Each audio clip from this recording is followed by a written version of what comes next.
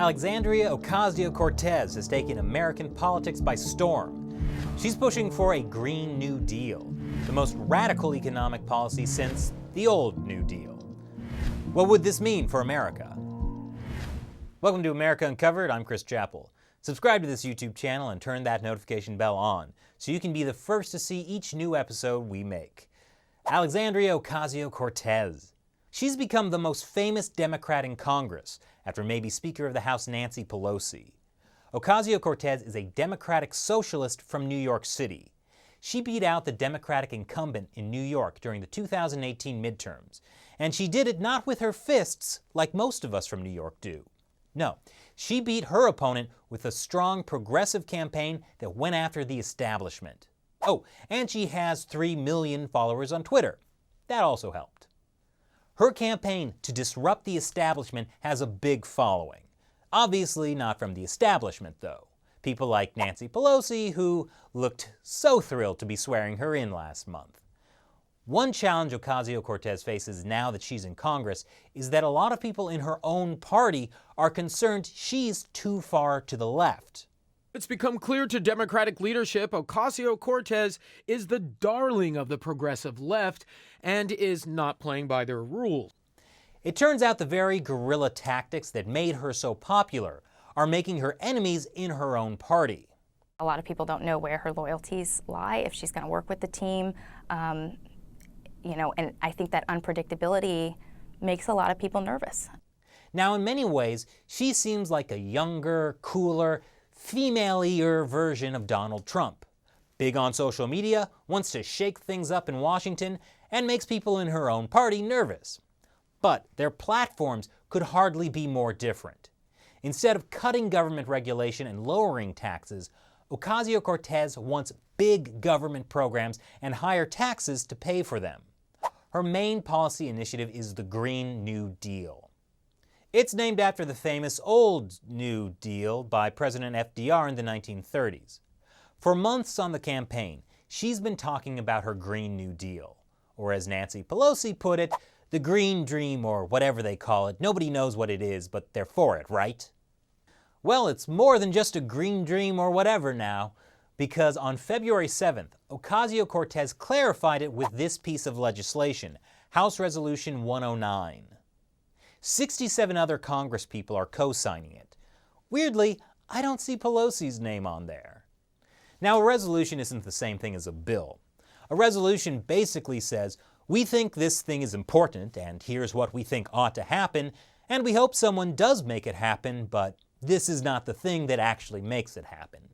Meaning, while a bill could be a law someday, a resolution is non-binding and will only be a resolution even if it gets passed by the House of Representatives. But don't be sad, resolution, you're still important. Although House Resolution 109 can't become a law, we should still pay attention, because it sets out the overall agenda of the Green New Deal. Basically, it's the stuff that Ocasio-Cortez will push for to become actual U.S. laws with trillions of dollars behind them. It could be the biggest and most radical government economic agenda since the old New Deal 80 years ago. Because the Green New Deal puts together a huge range of things, from renewable energy to guaranteed jobs to social justice. So, let's take a closer look at the Green New Deal resolution. As it's written, the Green New Deal wants a 10-year federal government program that, among other things, would transition the U.S. to using 100% renewable and zero-emission energy sources. So, get rid of oil, coal, and natural gas. Upgrade all buildings in the United States to achieve maximum energy efficiency, water efficiency, safety, affordability, comfort, and durability. Hey, I live in Queens where I get literally none of those things right now. I'll take maximum affordability and maximum comfort, please. The Green New Deal also aims to overhaul transportation systems in the U.S. that create pollution, and either replace or retrofit them with renewable energy, as much as technologically feasible. Guarantee everyone in the U.S. a job with a good wage, family and medical leave, paid vacations, and retirement security. And provide everyone with health care, housing, and economic security. But that's not all. In addition to a bunch of other things I'm not going to mention because it's 14 pages long and you should read it yourself, it also says it's the duty of the federal government to promote justice and equity by stopping, preventing, and repairing historic oppression of frontline and vulnerable communities. And that's a pretty broad category since it includes the poor, low-income workers, all women, the elderly, and youth. So, pretty much everyone, except I guess white men with decent jobs who live in cities. Well, let's set aside for the moment whether you agree with this broad agenda or whether you think it's the federal government's job to carry it out. Let's talk about money! But imagine those were trillion-dollar bills. That's probably the biggest obstacle to the Green New Deal. That stuff Ocasio-Cortez wants costs lots and lots and lots of money. The Green Party estimates it will cost $700 billion to $1 trillion per year. But that might be lowballing it. Bloomberg Media puts the cost estimate for the Green New Deal at closer to $6.6 trillion per year, which happens to be more than 3 times what the federal government collects in tax revenue each year. That makes it kind of unaffordable right now. But don't worry, because Ocasio-Cortez has a plan, and I'll tell you what that is right after the break. So how does Ocasio-Cortez plan to pay for her Green New Deal? For one, by raising taxes. Like, a lot. Ocasio-Cortez has called for a 70% marginal tax on all income above $10 million. But even this would still bring in very little money. PolitiFact estimates that a 70% marginal tax would bring in only $72 billion a year. That's only a small fraction of what the Green New Deal would cost. But don't worry, Ocasio-Cortez has proposed that other money can be raised by deficit spending. Essentially, the U.S. can borrow money and then spend it on these programs, which, to be fair, is not a new idea for the U.S. government. Of course, normally the way money works is that when you borrow money, you have to pay it back or someone breaks your kneecaps. Ocasio-Cortez should know this because she's from the Bronx. But she subscribes to the ideas of modern monetary theory, which is more of a Washington, D.C. thing. It says that deficit spending is not really a problem because the government can always just print more money to pay back the loans. I know that sounds like what happened in Venezuela, where the government just kept printing money until the value of money fell so much that, well, let's just say it's now cheaper to use money than toilet paper. So printing large amounts of money can lead to large amounts of inflation, like it did in Venezuela, Zimbabwe, and several other countries. But to be fair, it doesn't always, like when the U.S. did it from 2008 to 2014. Very few people know this, but the U.S. Federal Reserve actually printed about $3.6 trillion, as this CNBC chart shows.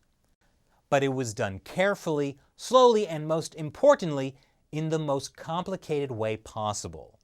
They didn't call it printing money, they called it quantitative easing. Totally different. So nobody at the time understood that the U.S. government was creating $500 billion a year out of thin air for 7 years. And so the U.S. didn't see larger than normal inflation.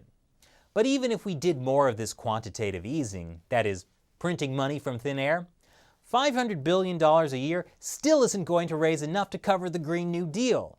And also, it's very, very risky to create money this way, which we can do a whole episode about if you're interested. Let us know in the comments below. But anyway, don't take my word for it.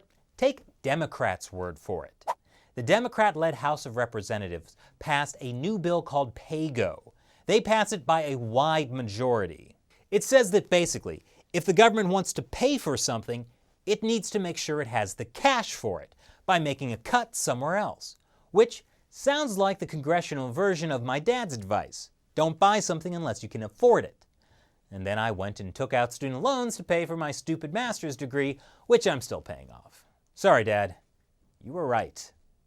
Anyway, House Speaker Nancy Pelosi and most Congresspeople advocated for PAYGO. Ocasio-Cortez was one of only 3 Democrats to oppose it. She's concerned that PAYGO will make it hard to pay for new progressive spending. which is true. And a disagreement about what's the right way to spend money is one of the reasons why so many Democrats are less than thrilled with Ocasio-Cortez. But anyway, let's say somehow the Green New Deal could get fully funded through a combination of raising taxes, printing money, and a little monetary magic. It still might not work, because the original New Deal that it's modeled after didn't really work. Yes, things they didn't teach you in history class. The New Deal FDR launched in 1933 started a nationwide program of government-funded jobs, and soon the creation of cash entitlements like Social Security. But despite that, U.S. unemployment never fell below 15%, which is very high, until 1940. And the economy didn't recover above the pre-1929 crash until 1939. And the main reason for those recoveries wasn't actually the New Deal. It was that Europe was at war and the U.S. wasn't yet.